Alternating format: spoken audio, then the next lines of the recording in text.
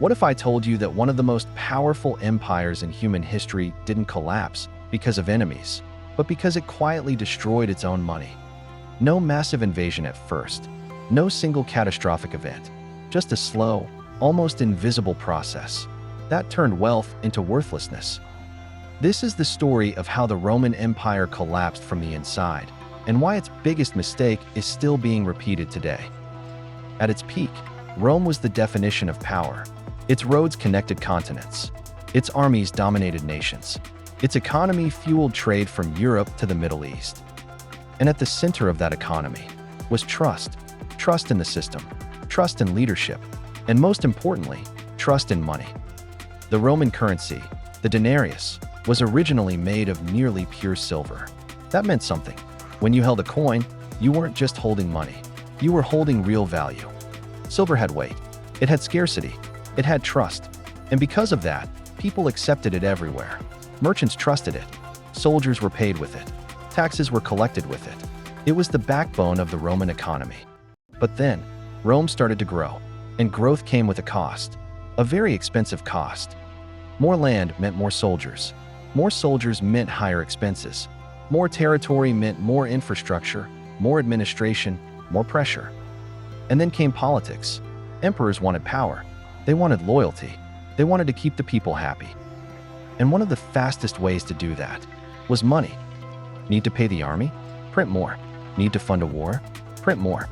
Need public support? Spend more. But there was a problem. Rome didn't have unlimited silver. So instead of finding more resources, they made a decision that would change everything. They began to reduce the silver content in their coins. At first, it was almost unnoticeable.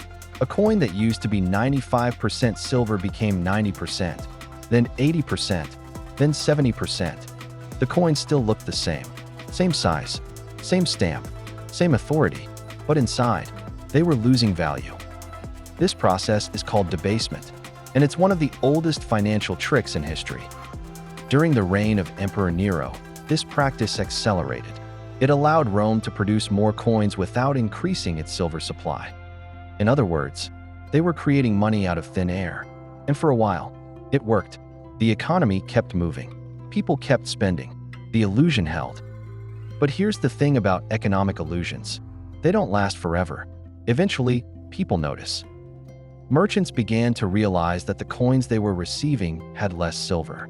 So what did they do? They raised prices. Because if the money is worth less, you need more of it to buy the same goods. This is inflation. And at first, it was manageable. But then came chaos. The 3rd century, a period known as the crisis of the 3rd century. More than 20 emperors in just a few decades. Civil wars, economic instability, constant pressure on the system. And every new ruler had the same solution: make more money. But now, the coins were barely silver at all. By this point, the denarius had been reduced to almost nothing. A silver coin in name only. And that's when everything started to break. Prices didn't just rise. They exploded. Food became expensive.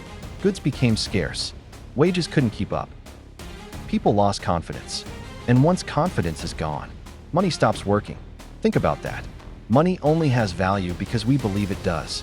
The moment that belief disappears, it's just metal, or paper, or numbers on a screen. In Rome, people began to reject the currency entirely.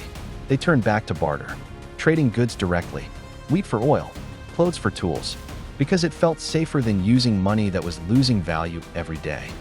Imagine running a business like that. No stable pricing, no reliable currency, no economic certainty. It was chaos. Even soldiers, the backbone of the empire, began demanding higher pay. But higher pay just meant more money printing. And more printing led to more inflation.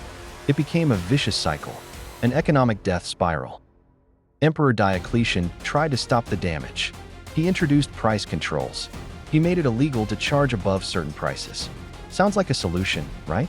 It wasn't, because you can't control prices without fixing the root problem. And the root problem was simple. The money had lost its value. So what happened? Merchants stopped selling. Black markets emerged. Goods disappeared from official markets. And the economy became even more unstable. Rome was no longer just facing economic problems. It was facing systemic collapse. And while all of this was happening internally, external threats were growing.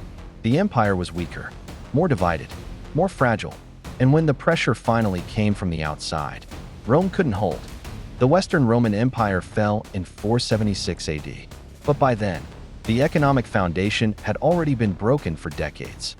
Now here's where this story becomes even more important, because this isn't just about Rome. This is about a pattern, a cycle.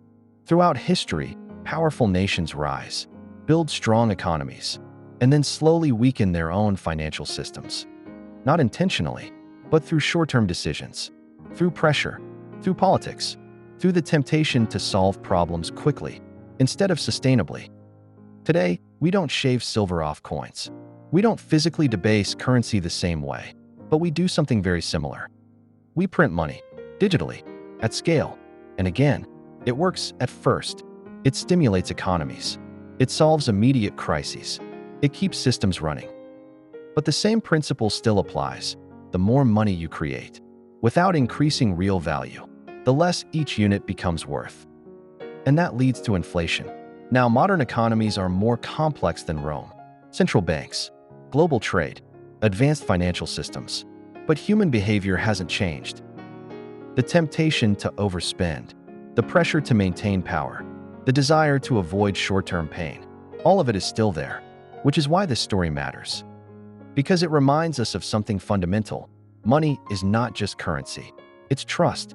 And once that trust is broken, it's incredibly difficult to rebuild. So the next time you hear about inflation, or rising prices, or governments printing more money, ask yourself this: is this sustainable? Or are we watching history repeat itself in a different form? Because if the greatest empire in history could collapse by weakening its own money, then no system is truly immune. And that's the real lesson. History doesn't just tell stories, it gives warnings. The question is, are we paying attention?